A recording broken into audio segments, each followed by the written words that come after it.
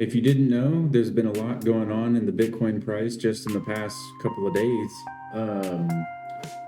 A few days ago, we hit up to, let's see, about 105 and some change, maybe almost 106.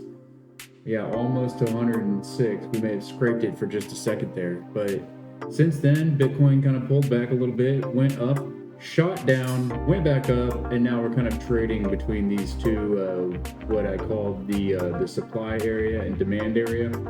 So as you can see, when it gets into this supply area, there tends to be a lot of selling, and then when it gets into this demand area here, there tends to be a lot of buying. So we're just right in the middle of that right now. If you didn't know, today Trump was inaugurated president of the United States. Here he is, just giving his speech. He already gave his speech. It's been a few hours now since that, but a couple of things to note about that is that he did not mention Bitcoin or crypto, not even once. So he mentioned it last night at his rally, which, I think was part of the reason why the price shot up and then pulled back a little bit right there. And then it dumped this morning after his non-mention of Bitcoin, basically. So I think this is just the market reacting, trying to figure out what's going on. Is he going to implement the Bitcoin strategic reserve? Is he not? And actually, if we go to the betting markets,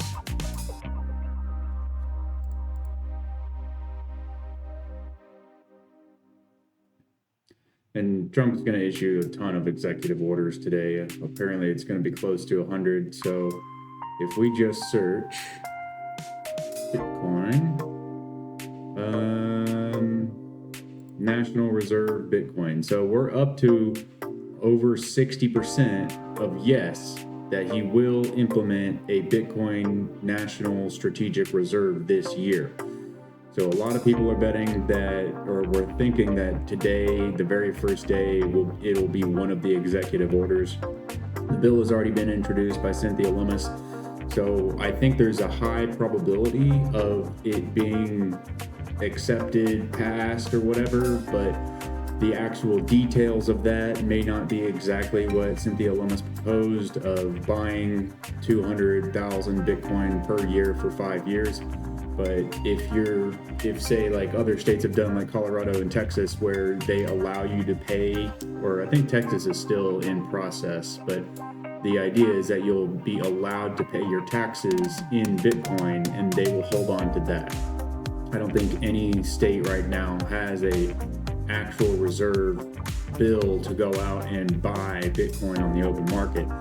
So this, if it gets passed with everything that Cynthia Lummis had in her original bill, would be to go out on the open market and buy 200,000 Bitcoin at 105 or 106, whatever we're at right now, per Bitcoin every year for the next 5 years. It probably won't be all in one chunk on one day, but it'll probably take over several weeks and months, maybe even just dollar cost average daily like El Salvador is doing. But it just kind of shows you that there's a lot of people that are starting to think that this is actually going to happen.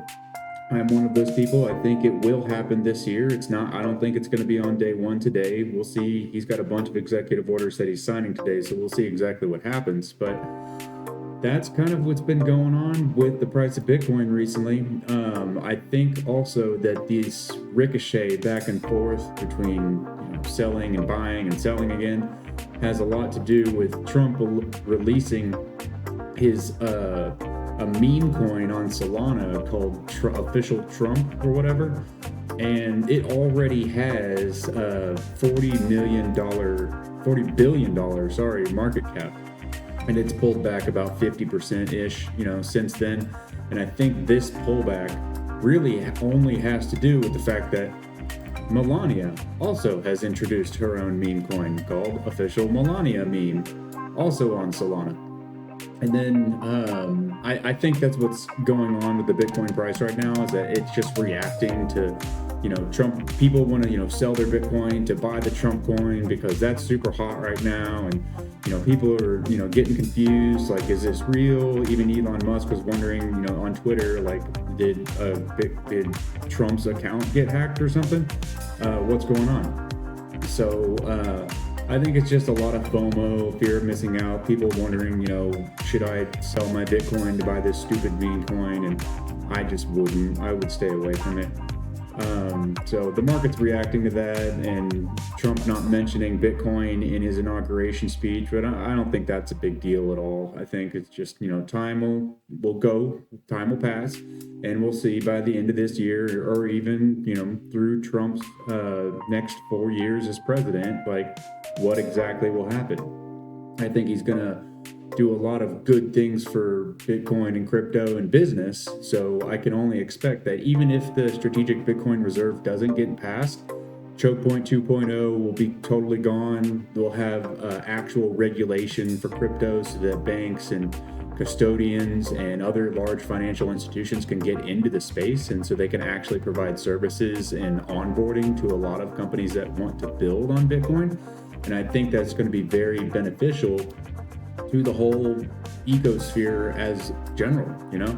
I think this is, despite whatever you think about Trump, I think this is good for business. So, and whatever typically is good for business is also good for Bitcoin, because if you have large financial institutions that are allowed to work with these cryptocurrency companies, like Coinbase and Strike and Kraken or whatever else, if they have a way to interact and not have to go through all this KYC, or maybe they have to do KYC, I don't know, but deal with regulations that are actually beneficial to promoting the space instead of trying to choke people off and prevent them from entering the space or to getting Bitcoin, or limiting them on how much they can buy, or whatever the case might be. If you just remove all of those hurdles, then that makes it easier to run for Bitcoin. So I definitely think that this, Trump's last presidency was really good for Bitcoin, and I think that will only continue. So his next 4 years, I think, are going to be good for the crypto space. You can think whatever you want about him as a person, or, the DEI stuff, or, whatever else, but I just think that this is going to be a great thing. Despite what the price is doing immediately in this very moment, you always got to zoom out. This is the 1 hour chart. So I'm just going to zoom out to the daily chart here. And, over time, Bitcoin just goes up. It only goes up.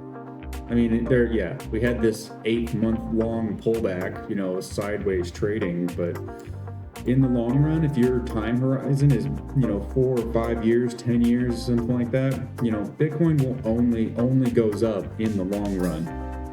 Yes, it does go down, 60, 70, 80% every 1 year out of every 4 years.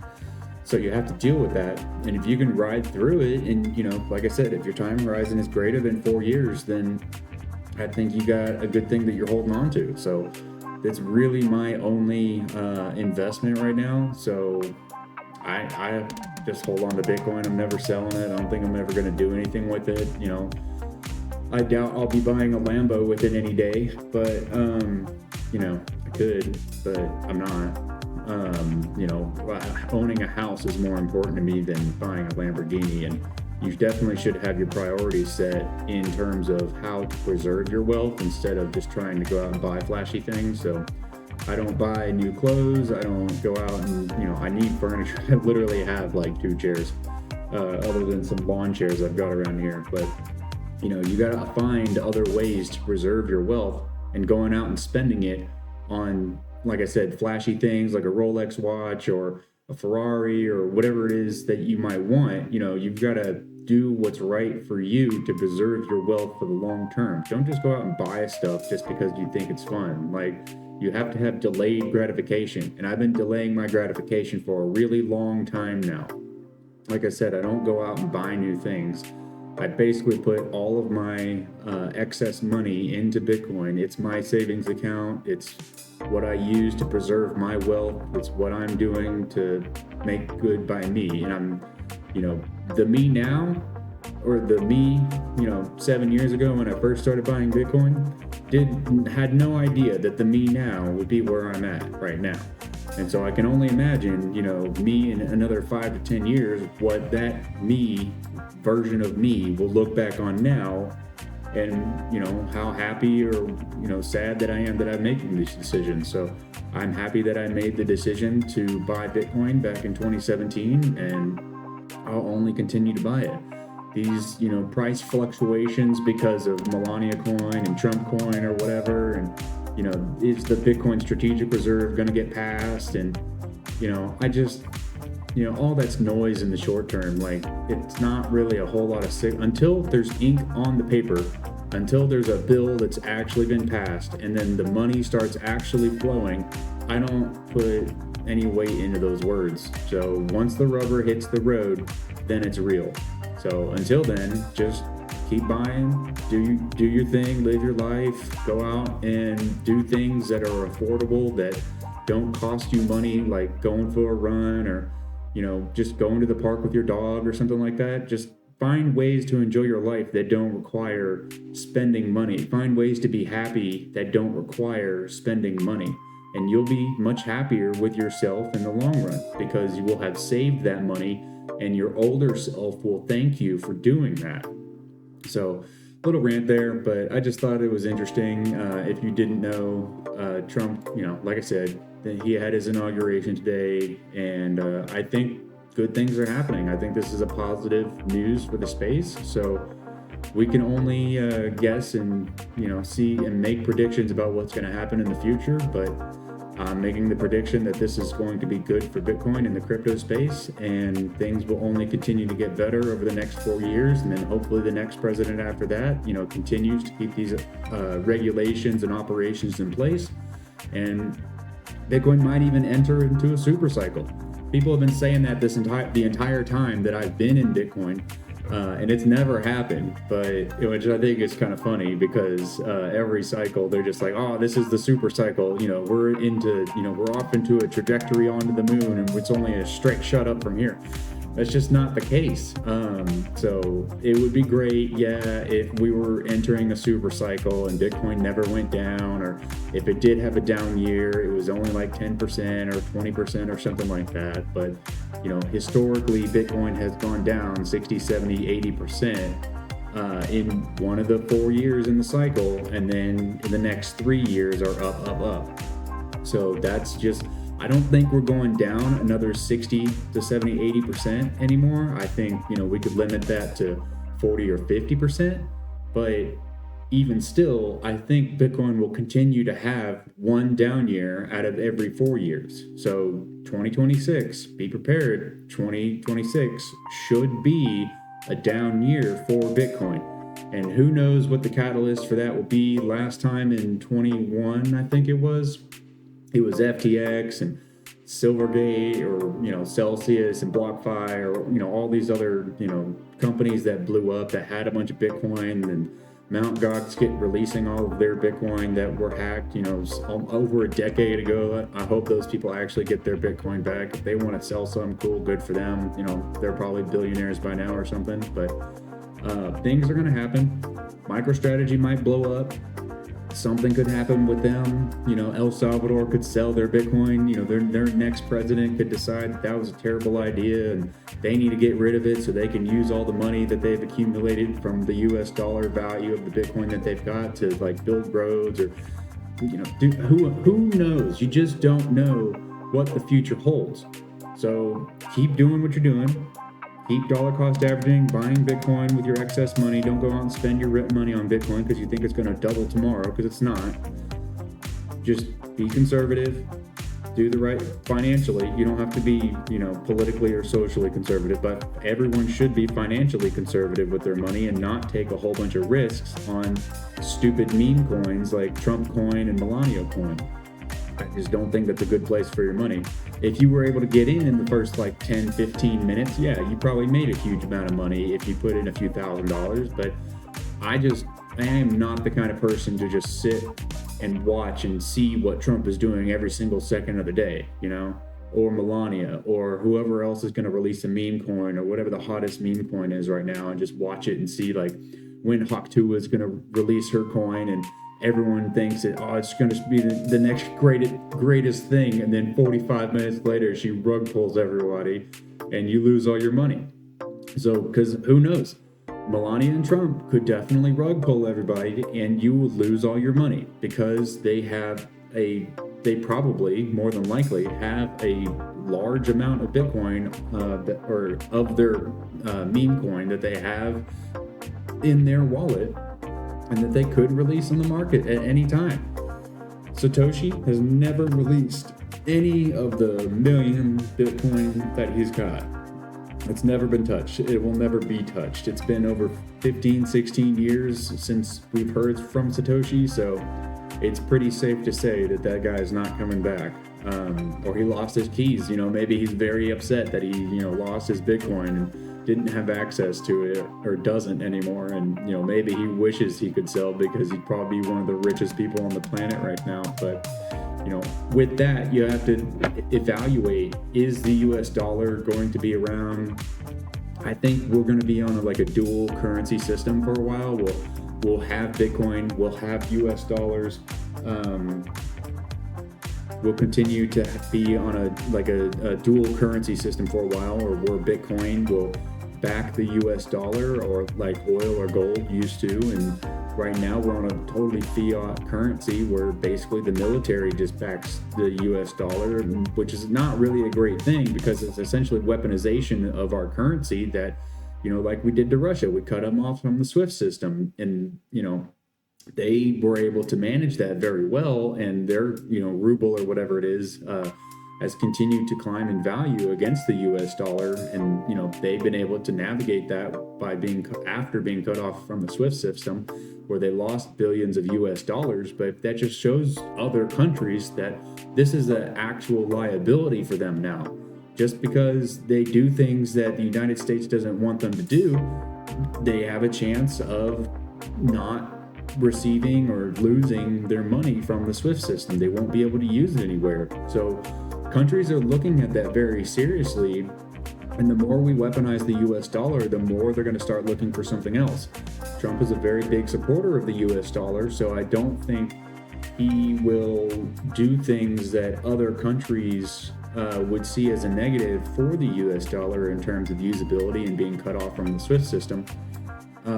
But at the same time, the Feds just still has to print. I mean, there's literally nothing else that they can do to satisfy the unfunded liabilities of Social Security and Medicare and Medicaid and whatever other government-funded program that is out there. They have to print the money for it, because there's no, unless you want to pay 80% taxes to pay for, your grandparents' Social Security, which I don't, or my parents, or, I'm glad that they've got it, but I don't want to have to pay 80% of my money just to make sure that the unfunded liabilities from the federal government is accounted for.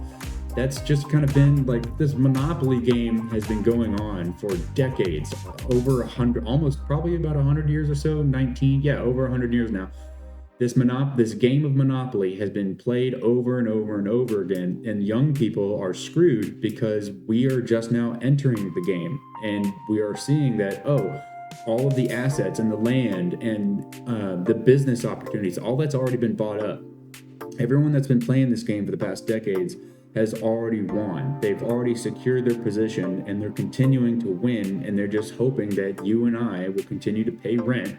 And they don't really want us to be in power. They don't want us to have money or have a say in how things are operating and regulated nowadays, because that gives them less power.